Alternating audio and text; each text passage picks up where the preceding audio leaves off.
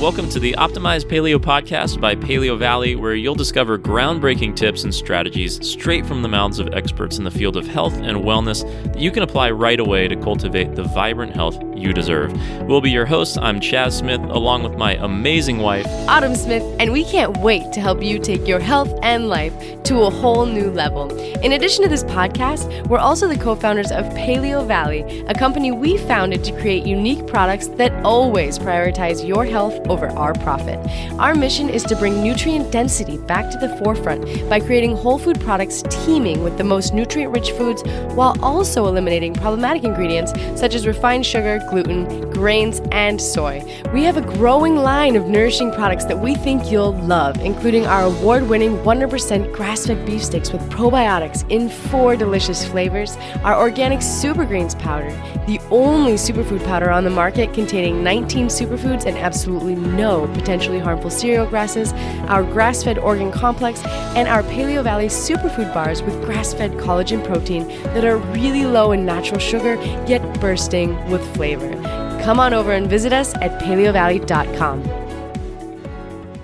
Hi, everyone. Wellness Warriors. Thrilled about our show today because you've been asking for one about EMF radiation for a really long time, and I brought the world's finest internationally recognized expert on EMF radiation and health concerns and how we protect ourselves, Daniel Devon.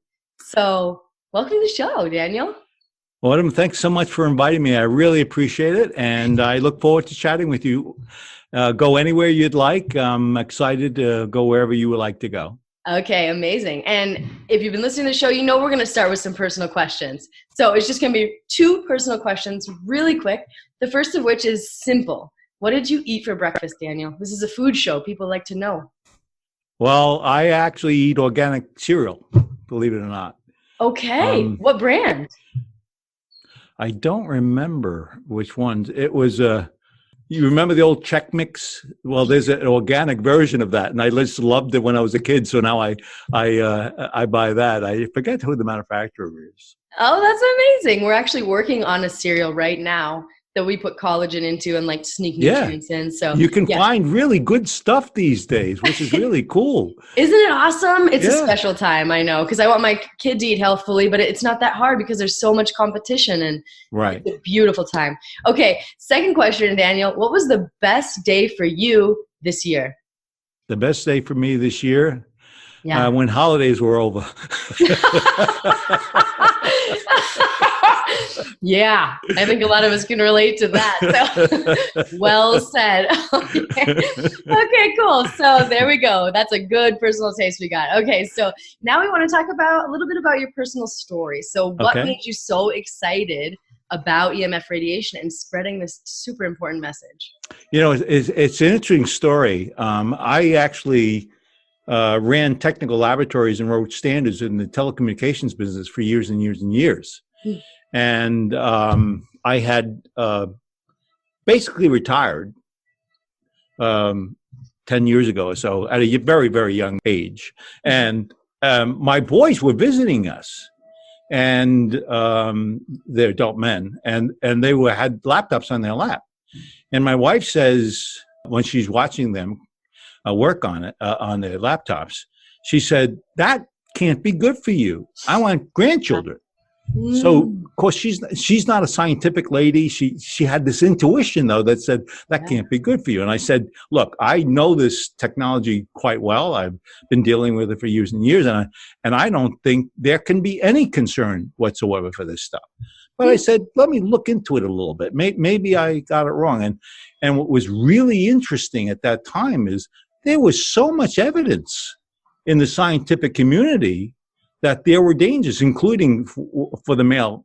After 3 to 4 hours, 25% of the male sperm is immobile. And so, it was like, whoa, I didn't realize it.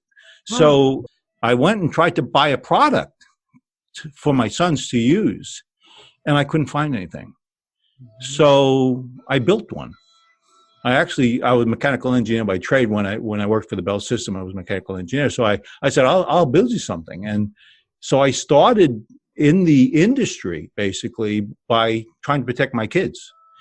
And then after a few years, I got so frustrated that there seemed to be so much evidence, very clear evidence, a preponderance of evidence of the radiation exposures we're getting from all the devices around us, our cell phones, our laptops, our tablets, and yet none of us knew it. Right. And so out of that frustration, my son and I wrote a book, Radiation Nation. Our whole goal, there it is, our whole goal was to let you know what people know. Oh, so wonderful. Such a great story, because kids do that to us, right? They make us better people. They make us look harder. And what I love about your book is you mentioned in there, I highly recommend this. It's such a quick read too. I mean, and it's for the layperson, and it's just this big. Is that you talk about that because it's familiar, because we're surrounded by it, that doesn't mean it's safe. And I have to be honest, I did a Google search the other day because someone asked me about my opinions on microwaves. And if you just look at what they're saying, oh, it's totally safe, you know, it's non-ionizing radiation, you'll get the idea that there is not evidence to the contrary. Your book showed me otherwise. So before we get into the ill effects, other than the sperm being immobilized, which is a very big deal, let's just break it down for our audience. Like, what is EMF radiation? And can you talk about the different types? Okay. 50 years ago, no, let's say 100 years ago, there was literally no electromagnetic radiation in our environment. 50, or you said 50 or 100? 100 years ago. Wow. And I modified it a little bit, and I'll tell you why in a second. And it did not exist. The Earth itself generates 12 hertz DC electromagnetic radiation. Our bodies, over the years and years and years of evolution, have learned how to deal with that 6 to 12 hertz signal in our lives. 50 years ago, electricity started in the walls. Our houses began getting electricity, and it was alternating current, typically, that you'd have. And so there was emission slowly leaving those wires into the room, which is called extremely low frequency radiation, by the way. And that radiation was beginning to come into our lives. And then, 20, 25 years ago, cell phones became available. And in fact, I had a cell phone, and at that time, I couldn't call anybody because none of my friends had a cell phone, right? So the use of the cell phone was never being used, right? And very rarely. And so all of a sudden that slowly started changing, where now there's more toilet bowls in the world than there are, more cell phones than toilet bowls. So all of a sudden everyone has multiple products all around us, and our environment is now being inundated from all these transmitters in our environment, and our ambient environment now becomes dangerous potentially. And of that, by the way, 20 to 25% of the population is hypersensitive to these signals. And you get a headache or your eye hurts. People don't realize the source of that is the stuff around them. It's literally influencing your body. And now, because modern day, I do have friends. In fact, I have thousands of friends who have cell phones that keep on calling me. I'm out hours at a time. The use is becoming incredibly high. That means our body is now inundated with frequency rates that never existed 100 years ago. And our body's trying to figure out what to do about it. And that's why I wrote the book. It's so scary to me. Yeah. And I just luckily I went to a cancer conference. I spoke at one a few years back, and they've taught me well, to keep it on airplane mode. But if I have it on my body for too long, I feel it. It gets hot. Oh, yeah. Tingly. And so maybe I'm one of those 25%. And we're going to talk about how to identify them. Can you just kind of say, when I did my out of the 20 to 25%, most 80% are women. Interesting. Believe it or not, it's like women are more receptive, hormones, whatever it may be. We're not really sure. There's no evidential data that tells us why, but it's like more women than men, believe it or not. That is fascinating. So can you tell us, non-ionizing and ionizing radiation, tell us the difference? Because when I did that preliminary search, I was convinced, oh, this isn't a big deal. It's non-ionizing. Tell us about that. Okay. When you go to the dentist's office and they pick a heavy lead cover and they put it on top of your chest, and they run into the other room and they push a button and they peek out on the side to see if you're still there.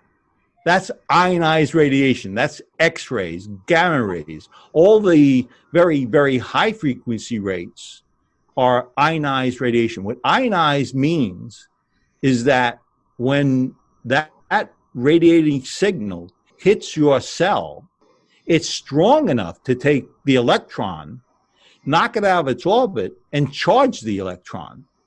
And that's why it's called thus ionized.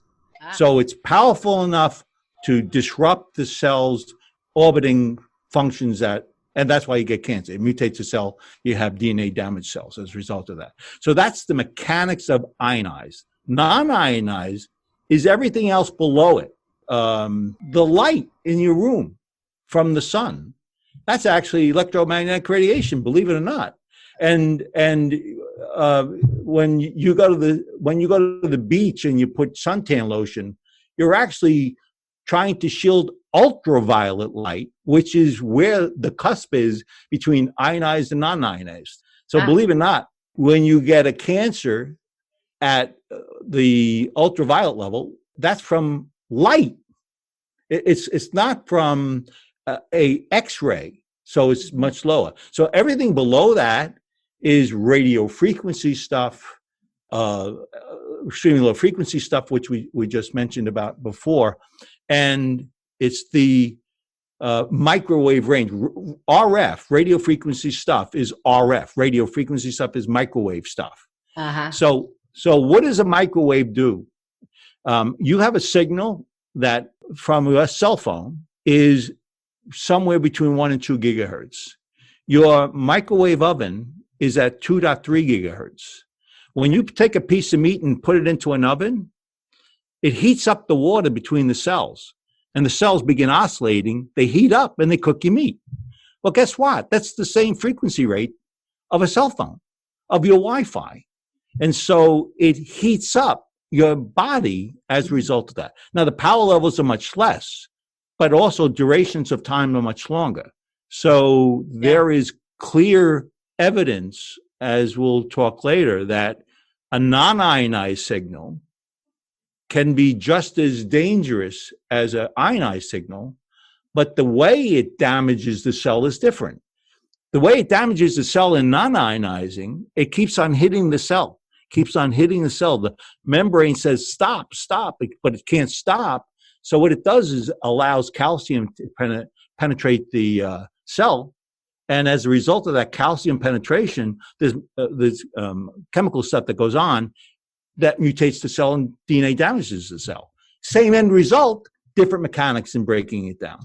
Oh, it's so terrifying. And another part of your book that just like hit me right in the chest was when you said you went to these tech companies or these communication companies and you asked them, like, these are really cool technologies. Whose job is it to make sure they're not harming the users? Right. And they said, nobody's, not ours. Yeah, they're all engineers, basically, like me. They're engineers. They're not practitioners. They're not those who are concerned about the body health of the user. They're engineers trying to sell telecommunication service to you. Yeah. So they do a good job of getting that to us and not so good job of protecting us. Yes. So let's talk about that. Like you said, the mutations of the cell and the sperm, what are the other well-documented harms that are up in the research? Because I was shocked by how many different studies you were able to cite in your book. It was kind of crazy. There are thousands and thousands of well-documented scientific research executed, peer-reviewed. It talks about neurological, physiological, tingling of your hands. Your eyes may hurt.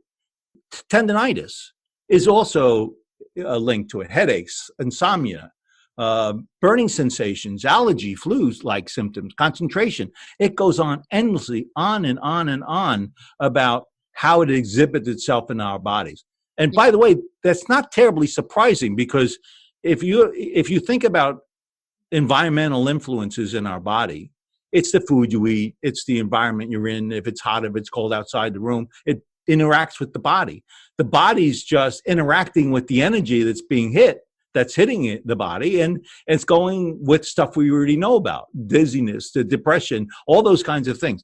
What bothers me most about this stuff is the neurological impacts, far more than the cell breakdown. We have all our kids that are going to school. They have Wi-Fi in the classrooms.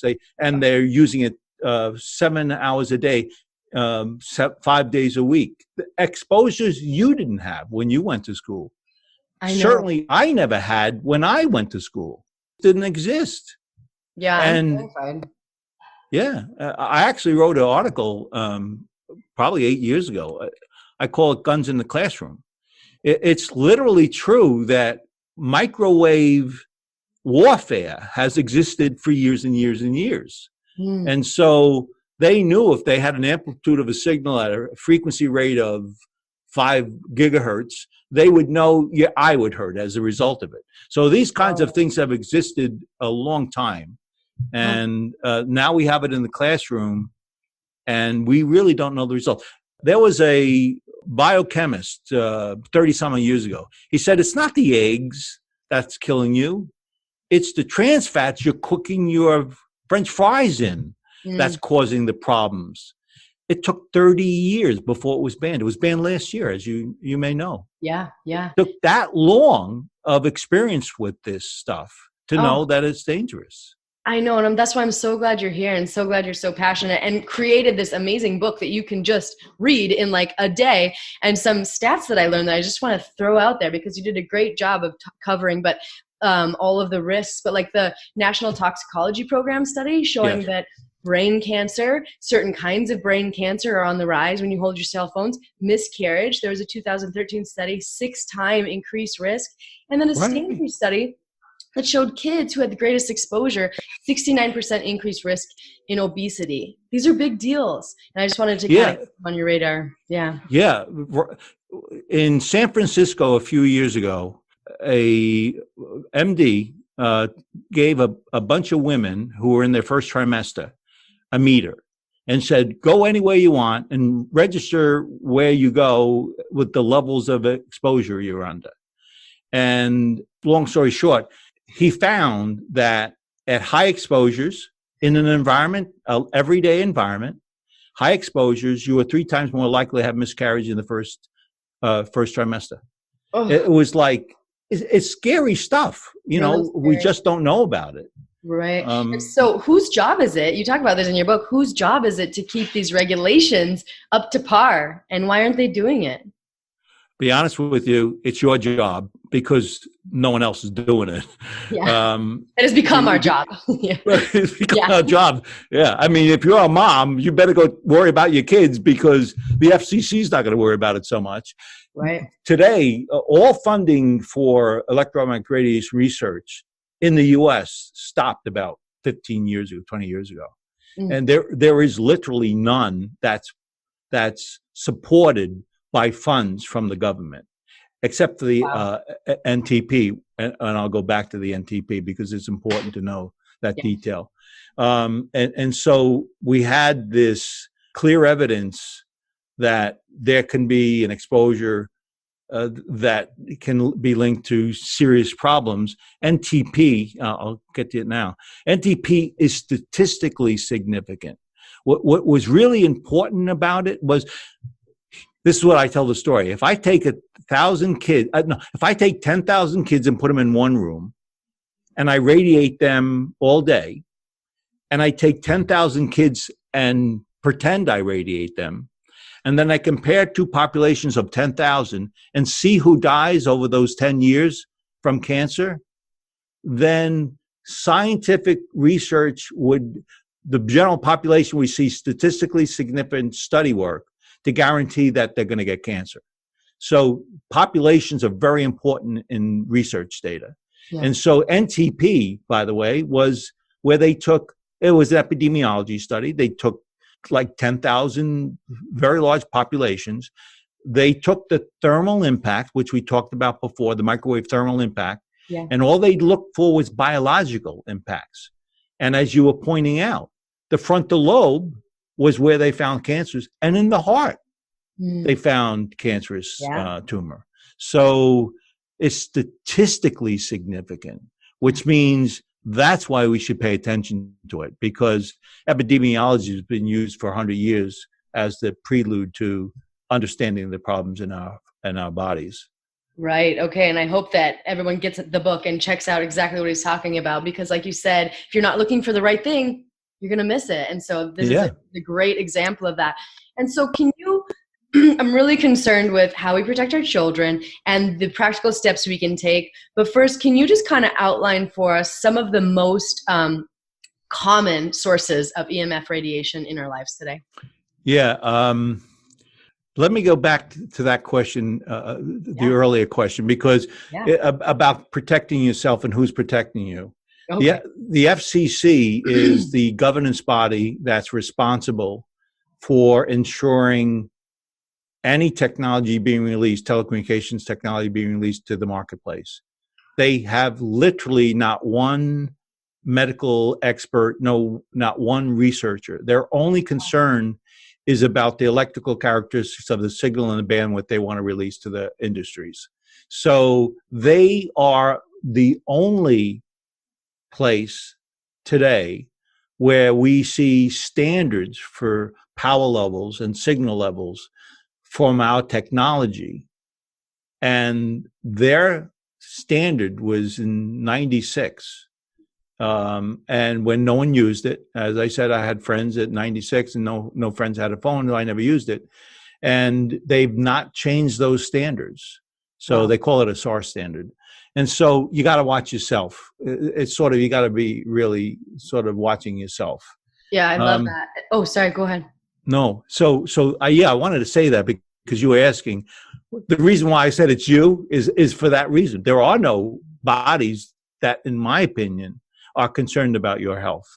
Right. And so let's go back to what are the sources? Yeah. When you have a cell phone in your hand, you actually have three potential sources of emissions. You have the cell tower connection, like when you make a call, there's a RF signal that's going to the cell tower up to 4 or 5 miles away, right? So it's a pretty strong signal to get that far.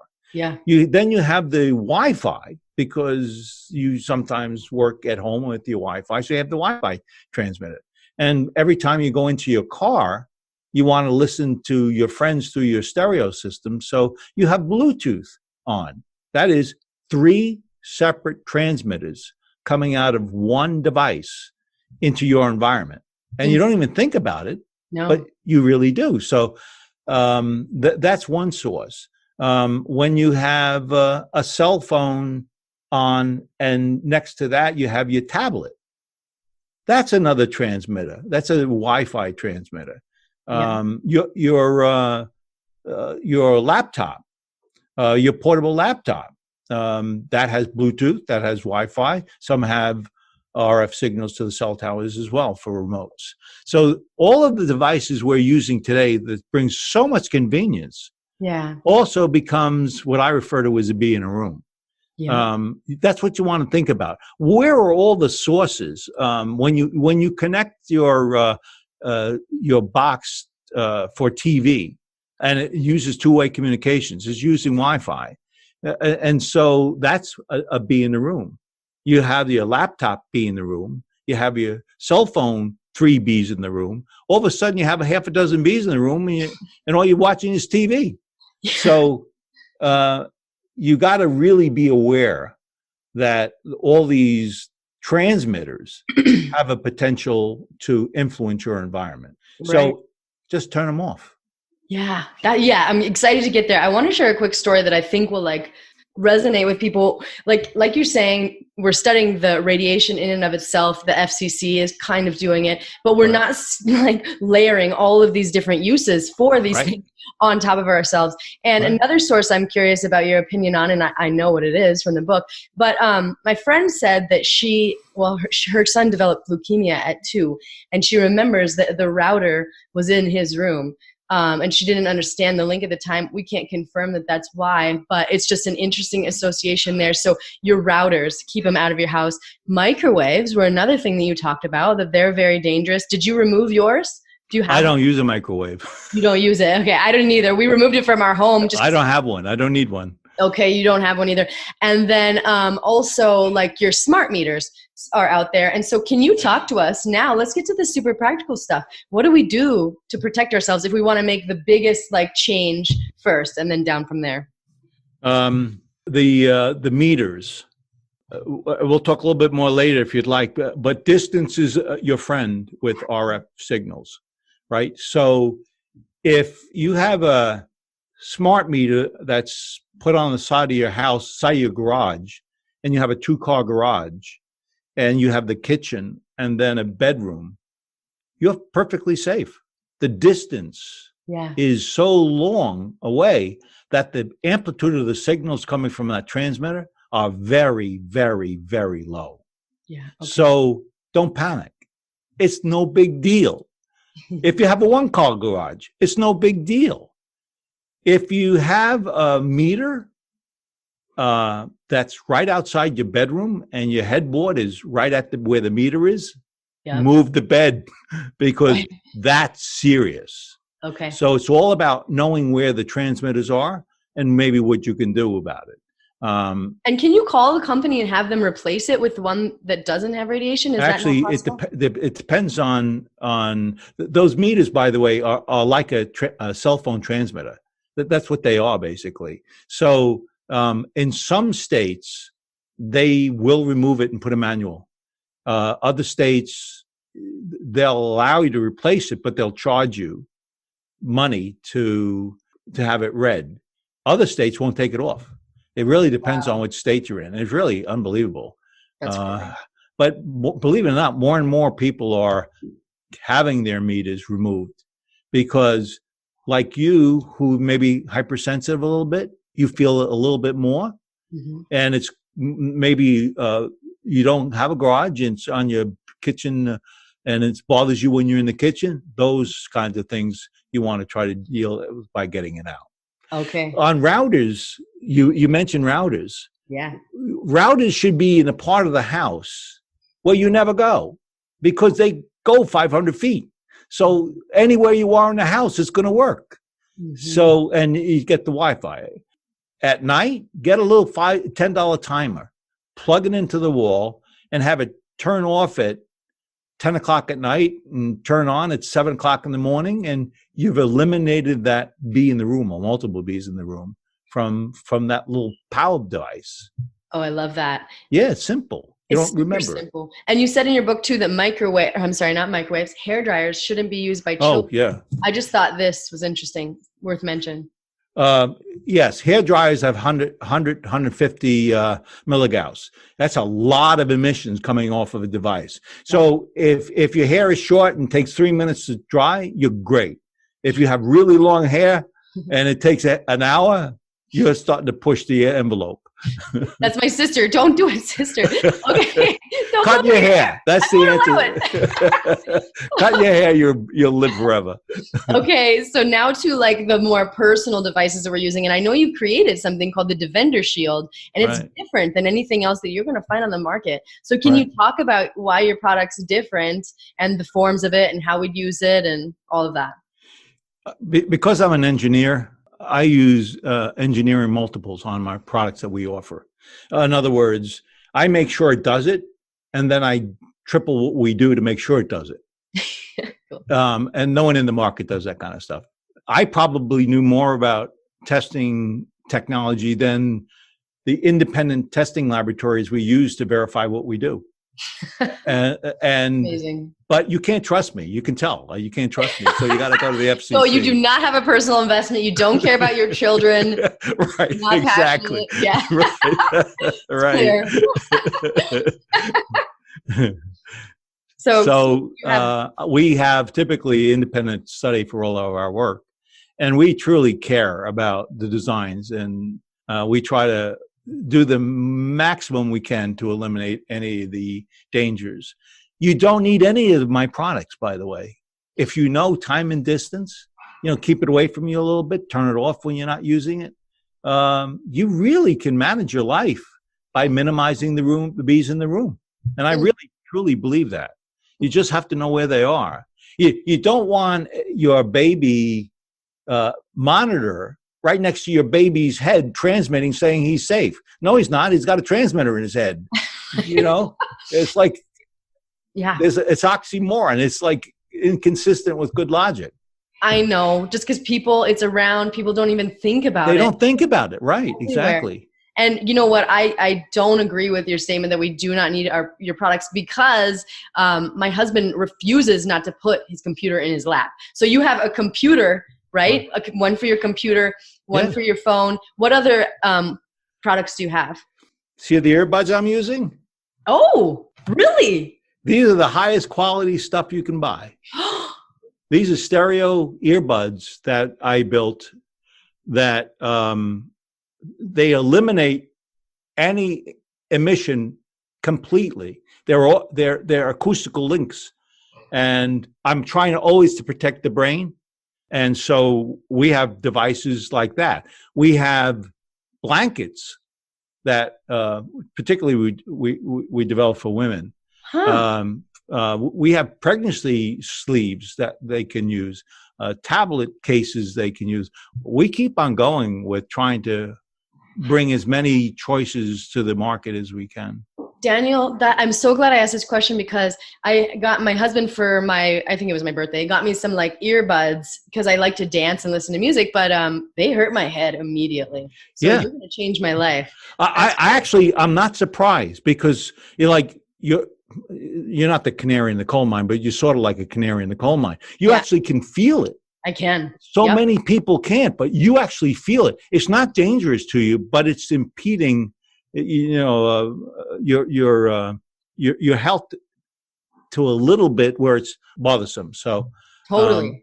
I'm not surprised because of you earlier mentioning that you do feel this stuff. That's one of those symptoms. And by the way, you see the glasses I'm wearing? Yeah. Let me tell you about why that's important. Remember we talked about ultraviolet light? Mm-hmm. Ultraviolet light can cause cancer, as we know. That's why you put sunscreen stuff. Right next to that is blue light. Directly next to it in the spectrum is blue light. Blue light is naturally not disruptive to our body, but when you use a monitor like I have, the concentration of blue light is very intense, relatively intense. So you want to try to shield that during the day, and at night even more so. Why? Because at night, your eye is the source for that light that touches the back of the switch, essentially, that turns on and off the melatonin. And so if you're looking at a tablet to 11 o'clock at night and you want to go to bed at 11:05, you won't, because the switch to put on the melatonin didn't go on. Right. So it really disrupts the biological functions. There's like 4,000 body functions that work and that are influenced by this emission stuff. And it really disrupts it. Why is that important? I know you know why. Your whole circadian rhythm starts getting screwed up. And then it disrupts your eating habits. And all of a sudden it gets out of hand. And it all started because you were looking at a tablet at 11 o'clock at night. Isn't that crazy? And I'm glad you said that, because I didn't even think that it was necessary to protect yourself during the day, but you're saying that it is, like wearing. Particularly hypersensitive, by the way. Yeah. Once you get hypersensitive, you're always hypersensitive. Yeah. Even normal light becomes sensitive to your body, and you don't even realize it. My eyes hurt. I had a clinician I work with, and he was telling me about one of the people in his office, and he was saying she's had dry eye for 10 years. Oh. And I said, so what's the source of the dry eye? Well, I'm not sure, but I give her drops every day. And I said, I'm going to send you a pair of glasses. So I sent them glasses because it's known to create dry eye. Blue light's known to create it. She put them on. Within 2 hours, her dry eye for 10 years went away. That is crazy. It's like nuts. That's bananas. Right. And so what are some other, last question before you tell us about your special offer, what are some other symptoms that you might be hypersensitive, other than like actually feeling it when the phone's against your head and stuff like that? I hinted about it a little bit before. in clinics today, we know that there's an increase in hypersensitive going into the clinics. Almost always there is associated depressions, anxiety, neurological kinds of stuff. They are very real. What happens when you have a signal of some electronic signal, it does interfere with other electronic devices, and our body's electronic device. Yeah. And so it starts playing around with stuff. The anger kids have, as I was mentioning before, is like tripled over the last 10 years. And I'm not saying there's direct evidence of your child that has that impact, but there's no question that children are being impacted because of the environmental changes of electromagnetic radiation in the environment. Yeah. I really get upset about that. It is to the point where you have brain patterns where during the day it's in alpha and at night it's in beta and all that kind of stuff. Well, a cell phone can disrupt that pattern. So in other words, Autumn, you can be walking and you're asleep, sleeping and you're awake. I mean, it's throwing around the brain to disconnecting the brain to the body function. And I think that's probably one of the more important things we really should be concerned about. Absolutely. And as a mom whose son is going to go into public school next year, it's like, moms, take this book, talk to the people at your schools. Like, we need to protect our children. Like you said, this wasn't long ago. No one's grown up like this. We know there's neurological, and if not benefits, but neurological symptoms that develop. And so I'm pleading with you, like, let's be the people who make this. I get involved in those discussions all the time nationwide. Yeah. I really am passionate about my concern because this didn't exist. Right. And all our kids are being exposed. And this is a study to see what happens to the kids in the room I lock up in the room. That's literally to an extent what's going on. That is terrifying. And Daniel, you have been so amazing. One of my favorite guests ever, I think. I just can tell I can see your heart. And just want to say one more thing. Put your phone on airplane mode if you're ever carrying it on your body. Last thing. And Daniel, tell us about your special offer so that they can all go out and check out your products. If you go to DefenderShield.com, we're offering a 20%. And do you remember the code? Oh, I can find it right here. Let's see. It's called, the coupon code's just Paleovalley, and it looks like it's capital P and capital V. There you go, 20%. Yep. And we don't just sell products, by the way. I have learning sections where if you want to learn more about it, you can go and you can, you talked about leukemia before. Yeah. There's direct links to exposures, electromagnetic radiation exposures to leukemia. There's no doubt that there's those links. And we try to identify all that. We haven't spoke about 5G today, right? Yeah, let's maybe bring that in. Like, let's just finish on that note. Yeah, like we said, we don't know about these layering effects, but these are not the cell phones that they started with. So tell us why. That's a big deal. It is a really big deal. Okay, so we haven't talked about the standard FCC standards, 1.6 watts per kilogram. That's what it is for a cell phone. And it's at roughly 1 to 2 gigahertz. A hertz is 1 cycle per second. A gigahertz is 1 billion cycles per second.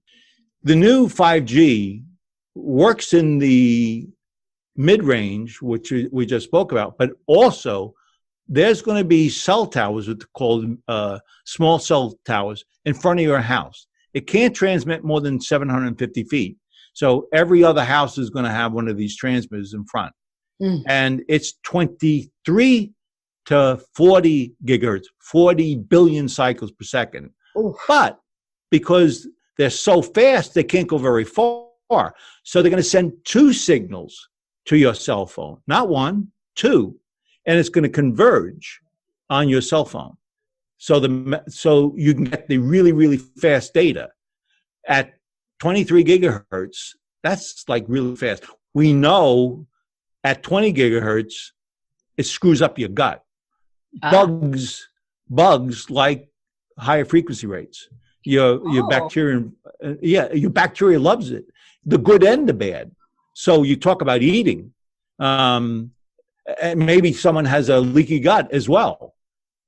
It's really, I can't predict what's going to happen. There's no research about what happens to the body and the gut, but we know for sure up to this point, it has influenced the gut.